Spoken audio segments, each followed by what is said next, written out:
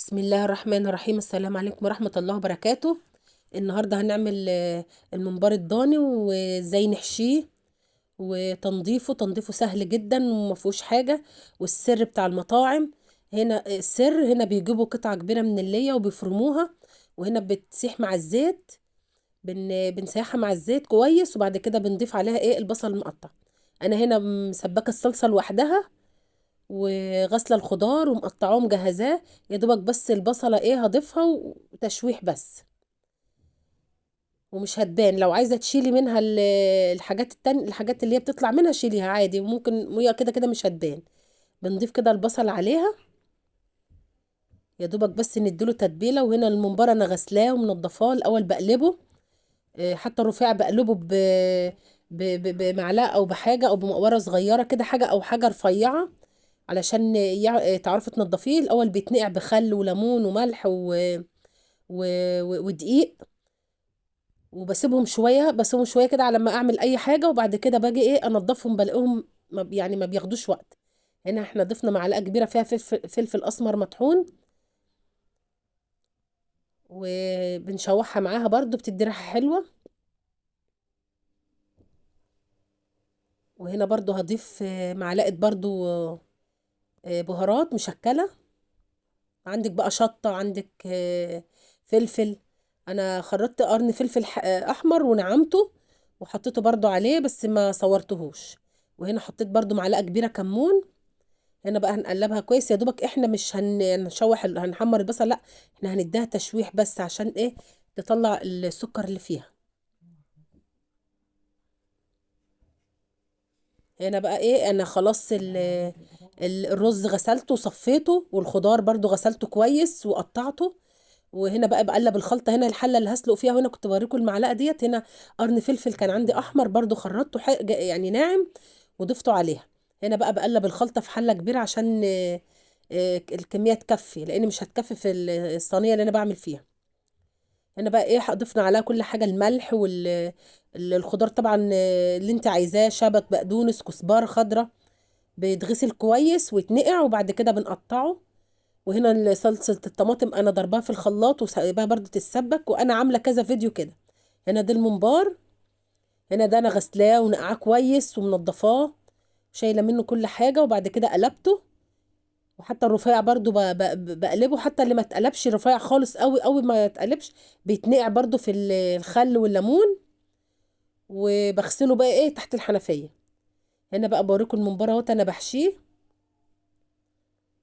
ما بستخدمش قمع ولا اي حاجه، حتى الرفيع خالص برضو بحشيه بايدي، ما بستخدمش اي قمع، لان القمع بيكسر الرز. وهنا سر المطاعم، هنا في اللي هي المفرومه بيفرموها ويسيحوها مع الزيت، بتدي طعم حلو، وبتدي ريحه حلوه كمان للخلطه. هنا بنفرد الرز كله في قلب الممبار، حتى رفيع اهوت. بنفرده كله فيه علشان ما يبقاش رز مكلكع، لازم نفرد رز ونسويه كله. هنا هو انا سويته وقطعته، لان بيبقى طويل. انا بسيبه وباخد على قد ما هشوف، وبروح قطعاه بالسكينه. هنا برضو بحشيه اهوت برضو بايدي بسرعه برضو، بس لازم اسحب الرز لتحت وابدره فيه كده، مش نبقى مكلكعينه او مليينه. اهو. هنا الخلطه كانت ريحتها جميله كده، والبصله كده كان طعمها حلو فيها.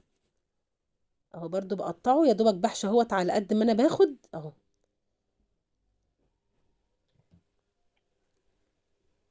ولازم الرز يتبدر فيها كويس، و ولازم الممبار لازم انضفه من الرز، لو عليه بقى رز من بره برضو لازم انضفه، مبقاش فيه رز من بره، عشان وانا بسلقه ما يبقاش رز طالع كتير في قلب الحله. هنا برضو دوت برضو بحشيه اهوت. ما بياخدش حاجه الممبار الضاني، في ناس كتير بتخاف تحشيه. لا، ما بياخدش حاجه والله. هو وعلى فكره، انا بجيبه من واحده، يبقى فيه واسع كتير، بيبقى فيه ضيق وبيبقى فيه واسع، مش كله بيبقى ضيق وصغير. والولاد عندي بيحبوا الرفيع قوي اللي هو الضيق، وبيتحشي ما فيش اي فيه يعني مشكله ولا تعب. والله عايزه برضو تعملي في القمع، اعمليه لو انت يعني البنات او الستات اللي ما بيعرفوش براحتهم. اهو هنا بفرد الرز فيه. هنا بقى جبنا حله كبيره، اهيت سبتها تغلي. انا ما بحطش فيها اي حاجه غير حطيت بس مكعبين مرقه، لان هو الممبار فيه كل حاجه. هو بص نطر، نطر الادام ونطر كل حاجه فيه. اهو انا بوريهولكوا اهو. ال- الممبار اول ما بيغلي بقى كويس، بالذات الضاني، لازم نهدن يعني بعد ما ياخد كام غلوه كده مع بعض ونظبط الحدق بتاعه. بن بنهدي عليه النار. هنا بقى انا استفدت بقى، خدت الادام اللي كان على الممبار طلعه، وخدته ايه احمر بيه. يعني والدتي الله يرحمها كانت بتعمله كده، كانت بتاخده تقول لك بدل ما نرميه وكده. وغير كده كمان الزيت غالي، وده كمان حلو، كمان بيدوله طعم كمان حلو. انا حمرته بيه وبيخلي لون الممبار حلو. هنا انا كنت هنا لسه بقى ما اتحمرش من تحت وهقلبه. هنا بقى كنت حمرته وخلاص. وزي ما انتم شايفين يعني كان مستوي خالص ودايب، وكان طعمه جميل جدا وريحته كانت جميلة. اتمنى ان هو يعجبكم وتجربوه. والممبار الضاني اصلا ولادي بيحبوه، ما بيحبوش اي نوع تاني غيره. تنسوناش ان شاء الله في اللايك والشير والاشتراك في القناة وتفعيل الجرس كده، واعملوا لنا كومنت حلو. وهل الخلطة بتاعته جميلة هي. واتمنى الفيديو يعجبكم.